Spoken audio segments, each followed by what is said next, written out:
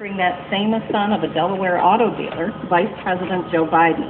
He and the president have been stopping by a lot of GM and Chrysler factories. Is national unemployment rate still high? The success of the federal bailout of GM and Chrysler has become a major White House talking point. The doomsdayers were wrong. GM is now profitable again, and Chrysler, managed by Fiat, is making progress.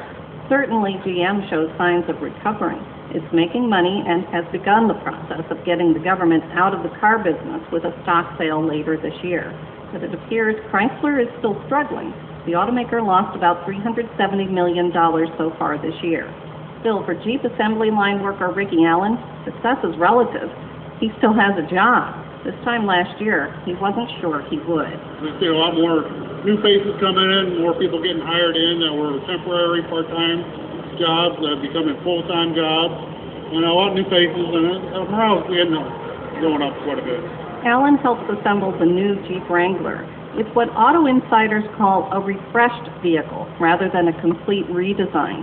The new Wrangler will look the same on the outside, but it will have some new body colors and a better interior. Meanwhile, both GM and Ford launched a number of really new vehicles this year.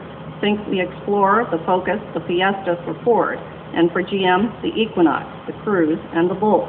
Many of Chrysler's really new vehicles won't show up until next year, and that delay could spell trouble in an industry that's really picked up the pace of competition. Paul Eisenstein is publisher of the DetroitBureau.com. It's struggling for product, and it's unlikely it can begin a real turnaround until it gets the pipeline filled again. Eisenstein says no one should write Chrysler off, but like many, he's concerned. The company has to get those new vehicles into the market fast, and they have to be more reliable than in the past. Chrysler executives, from CEO Sergio Marchionne on down, are chiefly focusing on two things: saving the company and keeping quiet until there's something good to say. Rick Deneau is head of product and brand communications for Chrysler. I think that's going to change. Absolutely right.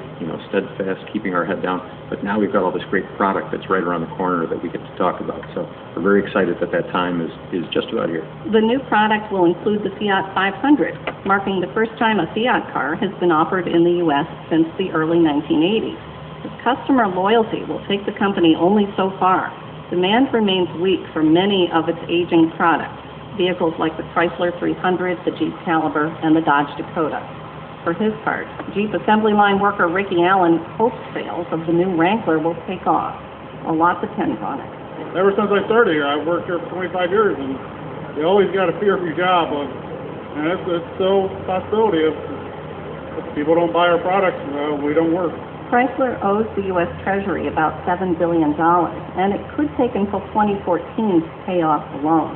And the federal government isn't expected to start shedding its 10% stake in Chrysler in a stock offering until next year at the earliest. For now, that appears to leave General Motors as the poster child for the wisdom of bailing out two domestic auto companies. For NPR News, I'm Tracy Hamilton in Ann Arbor. Our last word in business today is